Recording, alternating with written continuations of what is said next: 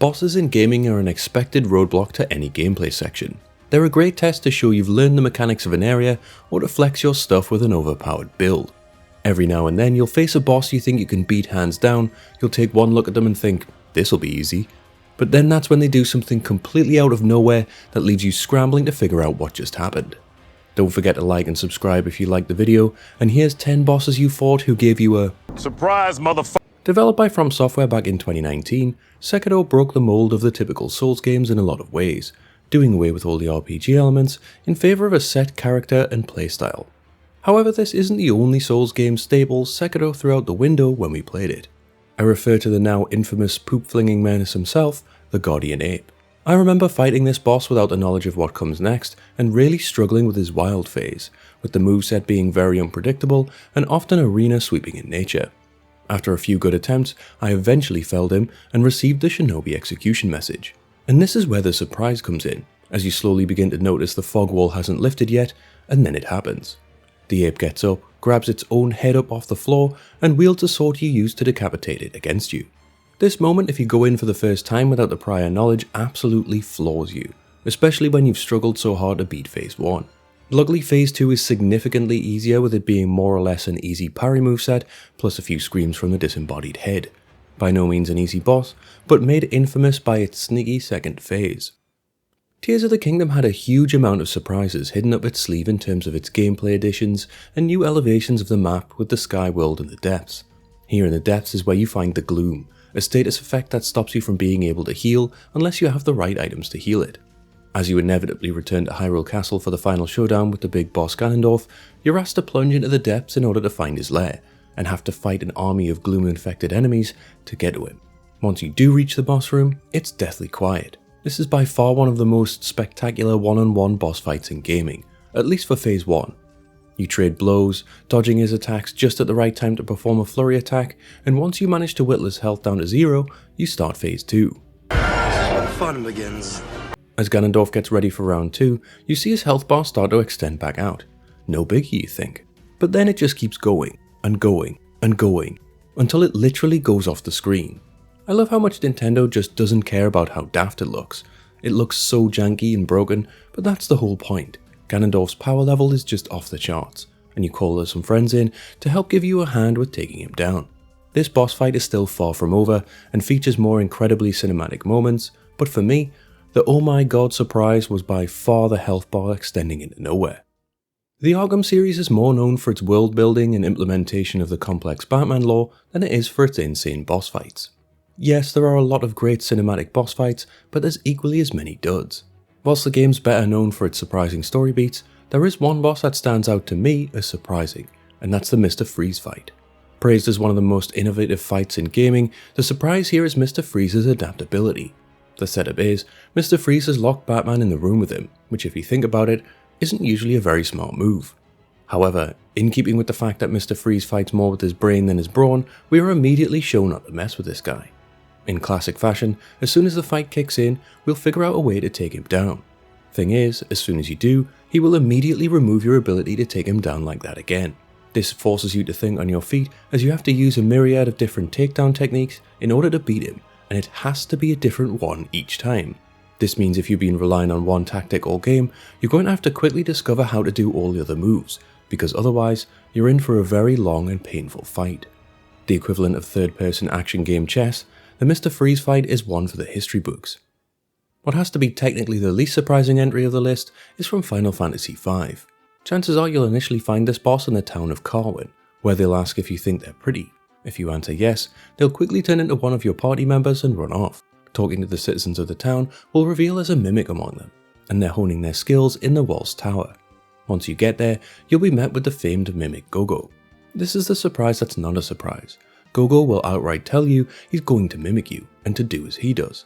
If you ignore this piece of dialogue and move to attack him, you're in for a world of hurt, as he'll mimic any attack you do, only when it's his turn, he'll be doing 9,999 damage. With a huge amount of grinding, cheats, or a very clever playstyle, it is actually possible to beat Gogo in a straight fight, but that isn't what you're supposed to do. If you do literally nothing during the battle, he will applaud you for such fine mimicry, and give you the crystal shard for the Mime Job class, ending the fight. The warning he gave you at the start wasn't a bluff, it was instructions, and it offers one of the most surprising ways to defeat an RPG boss in the whole genre. When it comes to surprises in the form of boss fights, the Resident Evil series is always front and foremost in my mind. The series went from fighting giant, zombified versions of animals to taking on skyscraper-sized mold abominations in only a few entries. You can be talking to a completely normal looking person 1 minute, and then after the inevitable injection of some sort of super drug, they're transformed into some crazy monster hell-bent on ripping you apart. That's why when you start fighting Krauser in Resident Evil 4, it's a breath of fresh air. This seemingly noble soldier man is super quick, yes, but for the most part he just wants a quick knife fight with his old pal Leon, then send some drones and a few bullets your way. You can tell something's slightly off about him, but there's no way you could figure out what comes next. After fighting through a gauntlet of traps, ambushes and low-effort TMP fire, you make it to the top of the tower in the ruins you're fighting in. After a monologue about power, Krauser activates some bombs which gives a timer for the final fight, but that's not all. It being a Resident Evil game, you really should have expected some form of twist, but at no point did you think his whole arm would straight up turn into a sword. You call that a knife? This is a knife. That's not a knife, that's a spoon. All right, you win. I see you've played knifey spoony before. In typical Resident Evil fashion, it's completely unhinged and out of nowhere to make the knife guy a sword arm wielding maniac, but I absolutely love it. In the remake especially, they make it a far more interesting fight, less about shooting his toes past his shield, but it's absolute madness, and for the uninitiated, is definitely a surprise. The humble game over screen is a place of rest for gamers, a time to reflect on what you did to cause your death, and maybe rage out a little bit. God of War Ragnarök, however, fails to respect this safe haven of gaming, obliterating the fourth wall with a hail of lightning. I'm talking of course about the first fight of God of War Ragnarök, the teased showdown with Thor at the end of the first game. As it's the opening fight, you're likely to struggle with fighting the God of Thunder, as he's incredibly strong and your gear and moveset is very limited. As such, as you're getting to grips with the combat, nobody would blame you for being beaten in the fight. The surprise comes when you do. As you hit the ground, Thor will callously call out, "We're done when I say we're done," and will actually revive you back into the fight. This is a mind-blowing, all bets are off type sequence. You'd put your controller down for a second to ready yourself for round 2, not realizing the fight wasn't even over. Thor won't let you be beaten so easily, and this shocking revival will forever go down as one of the most surprising boss fights in recent memory. Dark Souls 2 surprised a lot of gamers initially by not being very well received upon release. Led by a different creative lead, you can tell the message they took away from the original game was that hard difficulty is good, missing out the part where they said difficulty had to be fair. They repaired this poor reception somewhat by adding in some frankly great DLCs, the most highly regarded of these being the Crown of the Old Iron King. During the course of this DLC, you'll find Ashen Idols, which heal enemies nearby, and the only way to remove them is to use smelter wedges to impale and destroy the idols. The thing is, these smelter wedges are not only hard to find, they're limited in number, and whilst there are enough to destroy them all, it'll take a lot of exploration to get them all. And herein lies your problem, as when you reach the final boss of the DLC, the infamous Fume Knight Rame, you'll find his boss room is literally lined with these healing idols. This means if you've wasted some smelter wedges elsewhere, or haven't found enough to destroy all the idols in the arena, this boss will be able to constantly heal throughout just by standing near an idol. This boss is considered one of the hardest in Dark Souls 2, and the fact he can heal himself due to lack of exploration and planning on your part makes it all the more delicious. The ironing is delicious. The word is irony. Huh? This was a great twist in gameplay, encouraging exploration in order to effectively defeat a very difficult boss, and definitely surprised a lot of unprepared players. Something that always surprises me in RPG games are the optional boss fights you didn't know you could trigger. South Park: The Fractured But Whole allows you to do just this. By bullying the local burrito shop worker, you can enter one of the hardest boss fights in the game. But here's the real surprise, it's actually the Morgan Freeman. Yes, well known for his roles as a wise older gentleman or the voice of reason, if you slap Mr. Freeman enough times as he works behind the counter at the burrito place, he'll step forward to teach you a lesson. From his $1 million slap to his, and I quote, fart sensei move, "I can smell you." Morgan Freeman will decimate even the most prepared neighborhood delinquent. South Park's humor has always pushed the boundaries of what they can get away with, and something about Morgan Freeman farting on a bunch of kids is just crazy enough that it makes a surprise entry on this list. Undertale is a game filled with surprises. Possibly the biggest surprise of all is the fact you were tricked by the antagonist Flowey from the get-go. Your EXP is execution points, and what is referred to as love is actually your level of violence. This is a great bait and switch at the end of the game, where you found out this whole time you hadn't been beating bosses and leveling up, you'd been straight murdering citizens of the underground.